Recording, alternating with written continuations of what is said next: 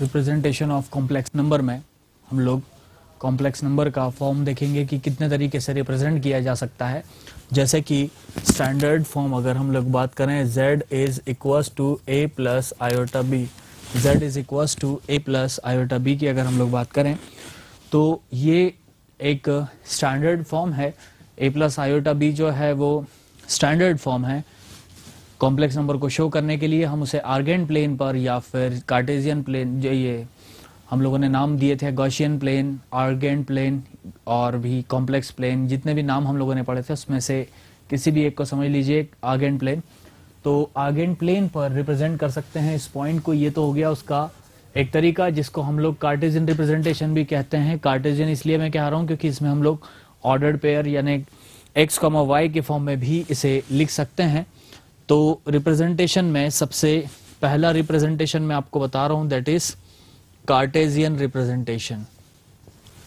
Cartesian representation की अगर हम लोग बात करें तो यही z इज इक्वल्स टू जैसे x plus iota y, z is equals to x plus iota y की तरह हम लोग इसको लिखते हैं।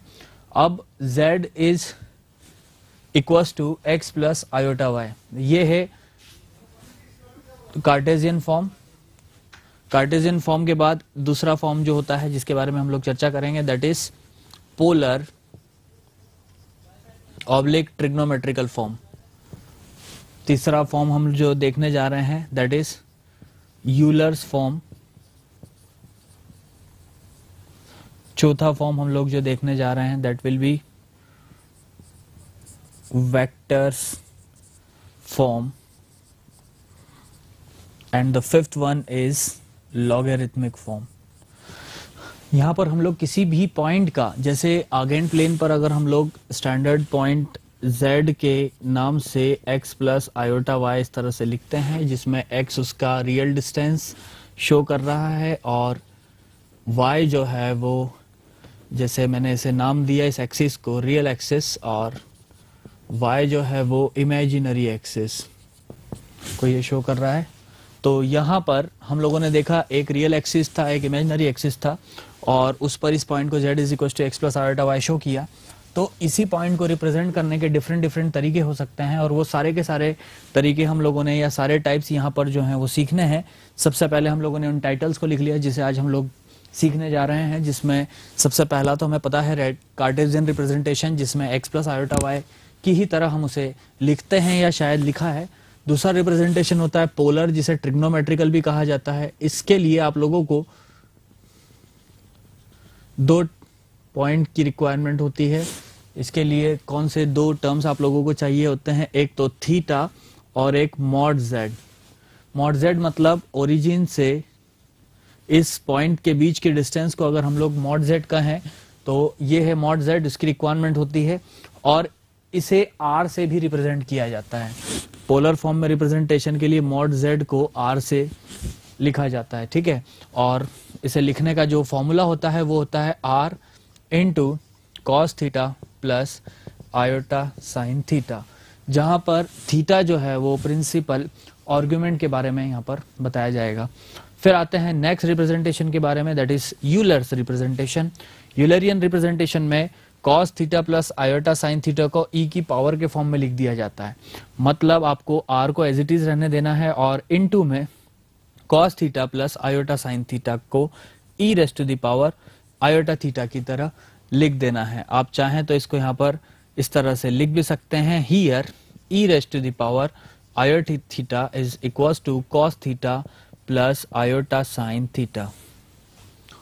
तो हम लोगों ने क्या देखा, यहाँ पर e की power iota theta cos theta plus iota sine theta लिखा जाता है। और एक बात, कई बार आप लोगों को ये रिप्रेजेंटेशन या इसका रिप्रेजेंटेशन जो है CIS इस तरह से भी देखने को मिलेगा। मतलब आप समझ जाएं कि वो cos theta plus iota sine theta के बारे में डिस्कशन हो रहा है, ठीक है। तो ये था आप लोगों का यूलर्स फॉर्म, जिसमें हम लोगों ने r into cos theta plus iota sine theta को लिखा e की पावर आयोटा थीटा के फॉर्म में। नेक्स्ट रिप्रेजेंटेशन हम लोग देखने जा रहे हैं वो है वेक्टर्स रिप्रेजेंटेशन। वेक्टर के फॉर्म में हम लोग, जैसे कि कोई भी क्वांटिटी स्केलर और वेक्टर दोनों होती है। फिजिक्स में आप लोगों ने स्केलर क्वांटिटी और वेक्टर क्वांटिटी दोनों के बारे में पढ़ा है। पहले मैंने आपसे डेफिनेशन पूछी थी स्केलर की, और उसका जवाब था कि आप लोगों को ऐसी क्वांटिटी शायद पता ही होगी जिसमें आपको डिस्टेंस, सिर्फ डिस्टेंस की, अगर हम जैसे एक एग्जांपल ले लेते हैं कि एक पर्सन है या एक पॉइंट है या एक ऑब्जेक्ट है, वो अपनी इनिशियल पोजीशन से अगर हम कहें तो लगभग 15 मीटर डिस्टेंस पर गया, तो बिना डायरेक्शन के अगर मैं 15 मीटर बता भी रहा हूं तो क्वेश्चन मार्क यही होगा कि डायरेक्शन क्या। लेकिन मैंने विद डायरेक्शन अगर आप लोगों को बताया कि 15 metre in direction of north east 15 degree, तो 15 डिग्री नॉर्थ ईस्ट डायरेक्शन में अगर वो गया है और 15 मीटर गया है तो एग्जैक्ट पोजीशन तक आप जा सकते हैं। ठीक है, तो ये साइंटिफिकल टर्म थी। इसी तरह से वेक्टर्स में हम लोग क्या कर सकते हैं, स्टेटमेंट लिखते हैं। अगर सपोज करो एक पॉइंट है वो A I plus B J cap direction में सपोज करिए मॉड जेड डिस्टेंस ट्रेवल करता है। एक पॉइंट लिया हम लोगों ने, वो A I plus B J cap, A I cap plus B J cap direction में मूव कर रहा है मॉड ऑफ जेड डिस्टेंस। तो यहां पर हम लोगों ने क्या किया, एक स्टेटमेंट पूरा बनाया। अब मैं आपको उस स्टेटमेंट को बना के दिखाता हूं एक एग्जांपल के रूप में। एक पॉइंट है, अगर वो इस तरीके से एक प्लेन में, यहां पर सपोज करिए उसका इनिशियल पॉइंट जो है वो a plus iota B F X के फॉर्म में दिया गया है। अब इसने क्या करा, 2 unit positive direction of real और 2 unit positive direction of imaginary direction में मूव किया। तो यहां से इस पॉइंट का रूट 2 यूनिट, या सपोज कीजिए यहां से अगर मैंने 2 यूनिट लिया, ये भी 2 यूनिट लिया, तो आप इसको पाइथागोरस थ्योरम से इनिशियल और फाइनल पोजीशन, अगर मैं फाइनल पोजीशन को P नाम देता हूं और इनिशियल पोजीशन को Z नाम देता हूं, तो Z से P तक पहुंचने में इसने टोटल कितना डिस्प्लेसमेंट जनरेट किया, बताओ। चलिए, आपने कहा 2√2, तो बिल्कुल सही है, यहां पर ये 2√2। तो इसका स्टेटमेंट कैसे बनेगा पता है आपको?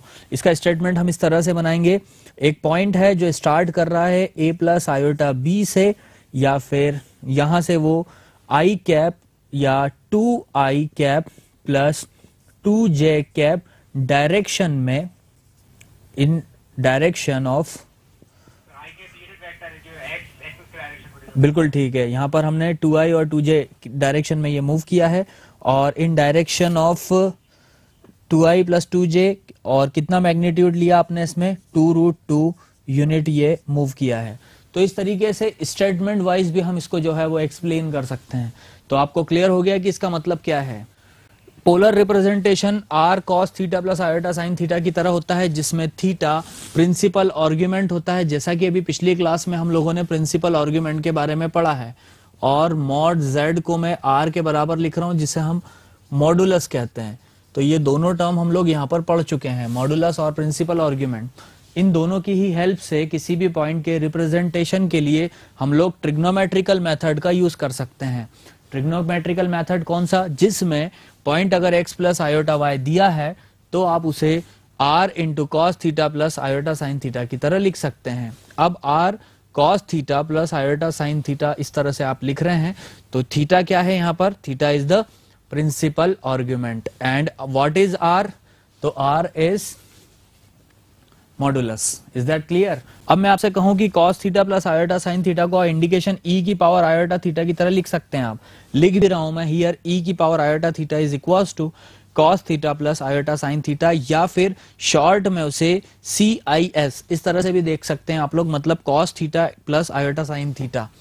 तो जहां पर cos प्लस आयोटा साइन था उसे e की पावर की तरह आप लोगों ने लिखा। अब अगर e की पावर आयोटा थीटा की तरह आपने इसको लिखा, तो चेंज कुछ नहीं किया है, बस आपने cos प्लस आयोटा साइन को रिप्लेस कर दिया है e की पावर आयोटा थीटा से, और इसे यूलर्स e की पावर के फॉर्म में आप लोग इसको लिख रहे हैं, इसलिए इसका नाम है, मान लीजिए, Euler's form. Is that clear? चलिए देखते हैं इसके बाद लॉगरिथमिक रिप्रेजेंटेशन को। लॉगरिथमिक रिप्रेजेंटेशन का क्या काम होता है? देखो, कोई भी complex number z is equal to, अगर तुम्हें x प्लस आयोटा y दिया गया है, ठीक है, तो ये बात तो तुम समझ चुके हो कि यहां पर प्रिंसिपल आर्ग्यूमेंट जो है वो थीटा है ना, और मॉडुलस जो है वो r है, या फिर आप इसे मॉड z भी लिख सकते हो। ये दोनों टर्म्स हम लोगों ने देखी है।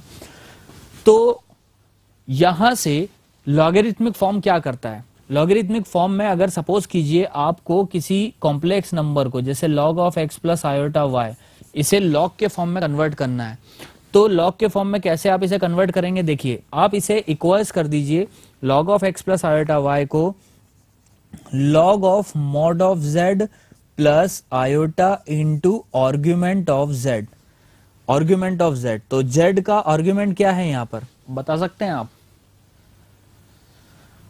अरे z पॉइंट का आर्ग्यूमेंट कितना दिख रहा है हरदा? बिल्कुल सही है, थीटा। तो आप इसे log of mod of z plus iota into theta लिख सकते हैं। Is that clear? अगर आपको किसी complex number log of x plus iota y को log में कन्वर्ट करके लिखना हो तो वो इस तरह से लिखेंगे। तो आप इन पांचों के नाम और जो फॉर्मूला टाइप मैंने लिखे हैं तो वो आप जरा नोट कर लेंगे और फिर मैं आप लोगों को इसे डिटेल में समझाऊंगा। सबसे पहले हमें पॉइंट बोला गया है 1 प्लस 2 आयोटा। 1 प्लस 2 आयोटा में हमने शुरू किया, x के लिए 1, y के लिए 2, तो ये रहा आपका इनिशियल पॉइंट। यहां हमने इसको नाम दे दिया 1 प्लस 2 आयोटा। अब ये क्या कहता है? पहली लाइन ये कहता है 1 प्लस 2 आयोटा से ये 5 यूनिट मूव करता है along positive direction of real axis. Real axis की पॉजिटिव डायरेक्शन में 5 यूनिट मूव कराया। पॉजिटिव डायरेक्शन होती है राइट साइड, आपको भी पता ही होगा इतना, यहां से हम लोग इसको राइट साइड करते हैं तो नई पोजीशन पर ये आ जाता है जिसे हम लोग बी नाम देते हैं। तो बी पोजीशन पर, अगर ये पोजीशन ए है तो पोजीशन बी पर पहुंचकर इसका एफ कितना होगा? तो सीधी सी बात है, आप एक्स में 5 यूनिट को ऐड करेंगे। ये था आप लोगों का 5 यूनिट जिसे आपने ऐड किया इस एक्स कोऑर्डिनेट के या एक्स पार्ट ऑफ एफ से, तो यहां से ये हो गया आप लोगों के पास 6 प्लस 2 आयोटा के बराबर। अब यहां से वो कहता है अगली स्टेप में मूव्स 3 यूनिट। आपने क्वेश्चन देखा होगा, 3 यूनिट ये पॉजिटिव डायरेक्शन ऑफ इमेजिनरी, मतलब y एक्सिस पर ये 3 यूनिट मूव करता है। तो ये लीजिए, हमने इसको 3 यूनिट यहां पर मूव करा दिया और इसे फिर पहुंचाया सी पॉइंट पर। तो यहां पर जब वो सी पर पहुंचता है तो इसका एफ कितना होगा? तो आपने क्या करा, पॉजिटिव डायरेक्शन ऑफ y में 3 यूनिट बढ़ाया है तो x में कोई चेंज नहीं हुआ, तो x में चेंज नहीं मतलब 6 तो एज इट इज रहेगा। तो ये c का जब आप f लिखेंगे तो लिखेंगे 6 प्लस 2, पहले से था उसमें 3 और ऐड किया, तो 3 अगर आपने ऐड किया तो ये हो जाएगा आप लोगों के पास 2 प्लस 3 मतलब 6 प्लस 5 आयोटा के बराबर। सी पॉइंट तक पहुंचने पर अगर आप लोगों को कोई दिक्कत है, कोई प्रॉब्लम है तो आप पूछ सकते हैं यहां तक। वैसे बिल्कुल जैसा हम लोग स्टेटमेंट कहा जा रहा है उसके अकॉर्डिंग ही चल रहे हैं। अब 6 प्लस 5 आयोटा तक हम जब आए तो ये सी पोजीशन पर इसने क्या किया, 2 में 3 यूनिट ऐड करके हमने 5 बना लिया। इसके बाद वो क्या कहता है, वो कहता है कि √2 यूनिट आई कैप और जे कैप डायरेक्शन, मतलब यूनिट वेक्टर कह रहा है 1 यूनिट मूव कर रहा है, मतलब √2 आई कैप मतलब पॉजिटिव x और पॉजिटिव y दोनों डायरेक्शन में 1 यूनिट। आप देख सकते हैं यहाँ पर आई कैप और जे कैप डायरेक्शन यहाँ पर लिखाया गया था, और √2 अगर देखा जाए तो ये अपनी इनिशियल पोजीशन से √2 यूनिट डिस्टेंस पर भी पहुंच चुका है। √2 यूनिट डिस्टेंस पर किस तरीके से पहुंचा है कि आई कैप डायरेक्शन में और जे कैप डायरेक्शन में इसने 1 यूनिट मूव किया है, और अब जिस पोजीशन पर ये आ चुका है उस पोजीशन को हमने नाम दिया D। 6 प्लस 5 यहाँ C का पोजीशन था, 1 यूनिट इधर और 1 यूनिट ऊपर, मतलब x और y में 1 यूनिट ऐड कर लिए, 7 प्लस 6 आयोटा। गुड। अब कहा जाता है कि अबाउट ओरिजिन, तो ये रहा ओरिजिन और ये इस पॉइंट से हमने इसको जोड़ दिया। ओरिजिन के रिस्पेक्ट में अबाउट ओरिजिन, इसे आप 90 डिग्री एंटी क्लॉकवाइज डायरेक्शन में घुमा दीजिए। हमने इसे 90 डिग्री एंटी क्लॉकवाइज डायरेक्शन में घुमाकर नई पोजीशन E पर लाके छोड़ दिया। तो 7 प्लस 6 आयोटा को एंटी क्लॉकवाइज 90 डिग्री घुमाने के लिए आप क्या करेंगे गोंदिया? आपने आयोटा से अगर इसको मल्टीप्लाई किया तो आपके पास हो जाएगा कितना, ये हो जाएगा -6 प्लस 7, -6 प्लस 7 आयोटा। तो ये जो है वो आप लोगों का आंसर है कि ई पोजीशन के ऊपर पहुंचकर जो आपका एफ बना है वो बना है -6 प्लस 7 आयोटा। ओके, अब यहाँ तक पहुंचने के बाद जब सारी बातें क्लियर है तो चलिए आप लोगों के लिए अब इसमें क्या मिरेकल है वो मैं आपको बताना चाहूंगा। इस क्वेश्चन को करा देने के बाद, ये मैं आपसे जो क्वेश्चन सॉल्व करवा रहा था बेटा, ये IIT 2008 में पूछा गया है और 3 मार्क्स का ये क्वेश्चन था। तो चलिए, ये आप लोगों के लिए बढ़िया बात है कि आपका अप्रोच सही डायरेक्शन